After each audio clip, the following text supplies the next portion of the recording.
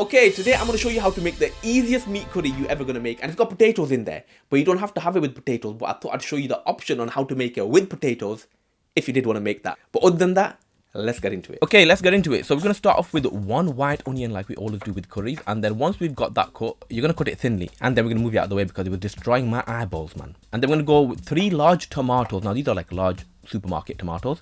We're going to chop them in half, remove the booty holes, and then we're going to cut the tomatoes into segments like this. So each half into 3 segments, and then we're going to put that aside as well. So we've got 1 kilogram of mutton meat, so I've got like shoulder and lamb mix, and then I'm going to go in with 6 to 8 tablespoons of vegetable oil, and then we're going to go whole spices. So I've got 1 cinnamon stick, 1 teaspoon of cumin powder, 4 cardamom pods, 3 whole cloves and 3 bay leaves, and then we're going to throw that all in there. And this is what I mean by this entire recipe is super easy, man. So you're going to throw the onion and tomato that you chopped up earlier, throw it in there, and then we've got these garlic and ginger blocks by Taj, and we're going to put 2 of them in there and a large pinch of salt. Now them garlic and ginger blocks, guys, if you have not used them before and if you're not just flipping, get them. It's going to make your life easy. And I know at this point, guys, you guys look at my hands molesting the flipping meat and you're like, where's your gloves, man? We don't need gloves, man.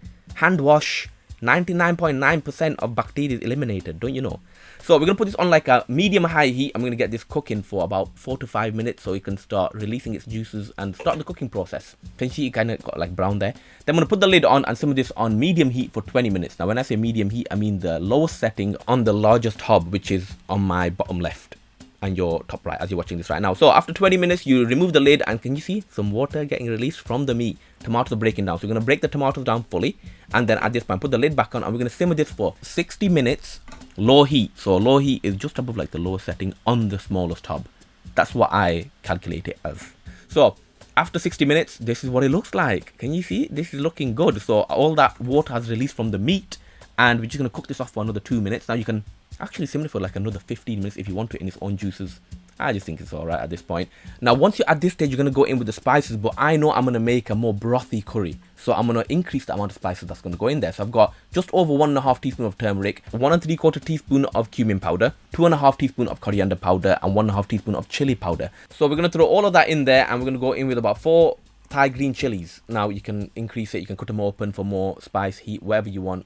But this part is very important because you want to cook the spices off for maybe 4, 5, 6, 7, 8 minutes until you can see some oil separation. That means that the spices are cooking properly. That's what you want. Now, I'm just going to zoom in a bit. I'm going to show you a bit of like oil separation there.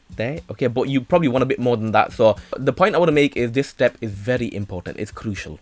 So if you don't get oil separation, if you aren't getting the spices cooking through properly, then we can make some adjustments at this stage. So let me show you what I mean. So the first thing is the amount of spices. So if you're not getting oil separation, have you added enough spices? So if you think you haven't, then adjust them, add a bit more. And then at this point, if you still haven't got oil separation, then maybe you need a bit more oil. So you can add like another tablespoon or 2, but at this point, if you still don't have oil separation, just make sure you're cooking it for long enough. Okay, this can take 3 minutes, 4 minutes, 5 minutes, 6 minutes. It just depends on how you cook it. So what I tend to do, like a medium heat or even like a low medium heat, cook it, you get oil separation, and then you should be good.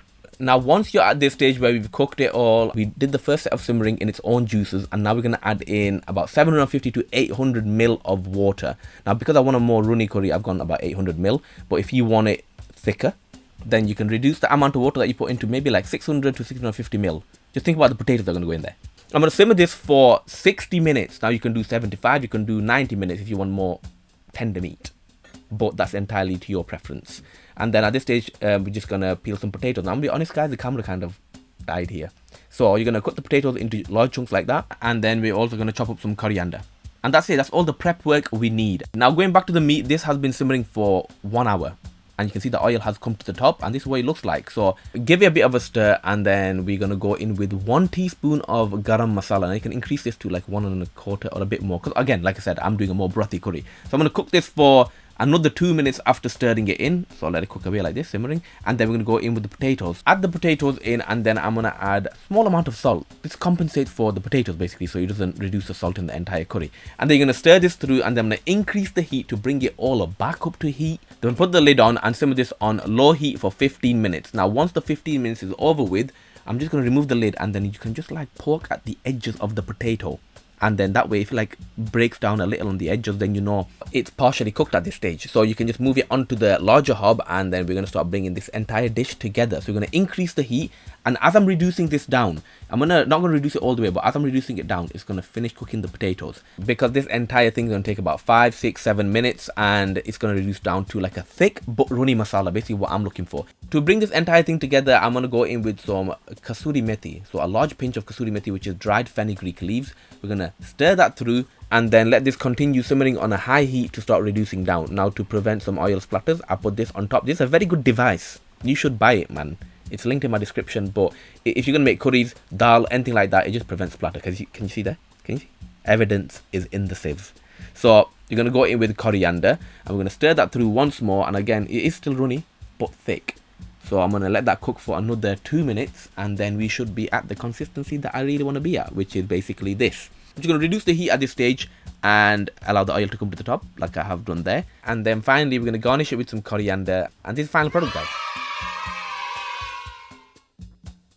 Okay, so now that the dish is done, I'm going to show you some tips and tricks on how to make this entire thing perfect. So the first thing we're going to talk about is the meat. Now, when you buy meat, please do not buy lean cuts of meat, because it's going to make the dish taste not so very good. So what I want you to do is get a shoulder and a leg mix, and the ones with like the fatty bits on it, you know, the bone marrow, the fat bits, get all of that. It's going to add so much flavor, and also you won't have to add as much oil, because all of that going to release from the meat. So the second thing is getting the potatoes right. Now, in order for you to get the potatoes right, you need to make sure that you get the right type of potatoes. So in this case, I've got basic white potatoes, not Maris Piper, not King Edward's, not flip any of that mashing potatoes. We don't want that. We want white potatoes, because they will hold their shape firmly. So once you've got that, you're going to cut them into large chunks. You don't want them small diced itty bitty pieces, large chunks. And then once you've got that, what I tend to do is this: in the last part of simmering, when I'm adding garam masala, I cook that for like 2 minutes. Put the potato pieces in, let that simmer for 15 minutes on a low heat.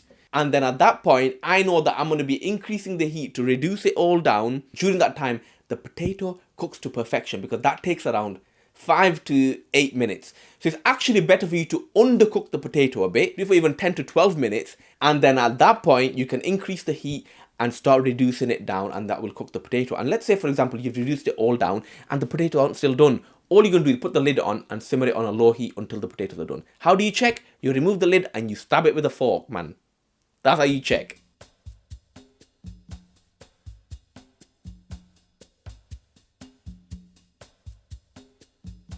Now the third point is, because this is more of like a brothy curry, you just want to add a bit more spices to it. So what I added is like the bare minimum. You can always add a bit more to it. So you can go a bit more in the turmeric, a bit more cumin, a bit more coriander, a bit more chili powder, whatever it is. You can increase it a bit more, because when you add water and you keep it a bit more watery, it dilutes the flavor a bit. But if you reduce it all down, the flavor will be concentrated, because it's just like masala and not a lot of water.